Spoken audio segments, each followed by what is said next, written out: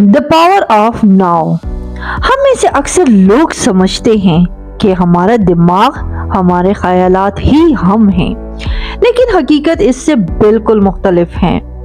आप वो नहीं हैं जो आप सोचते हैं, आप वो हैं जो सोच को देखते हैं। जब कोई परेशान कुन सोच आती है, आप उसको महसूस करते हैं, आप उसे पहचानते हैं, मगर आप वो सोच खुद नहीं होते।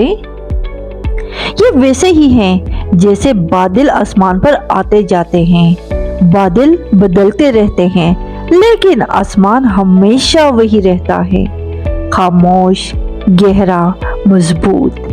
आपका दिमाग बादल है और आपका असल वजूद आसमान है।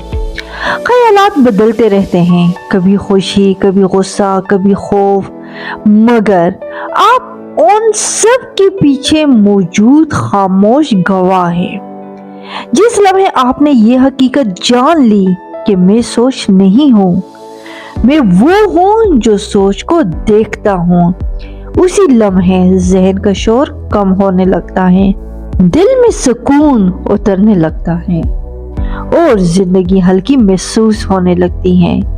बस आज एक बात याद रखिए, ख्यालात सिर्फ मेहमान हैं और आप घर हैं।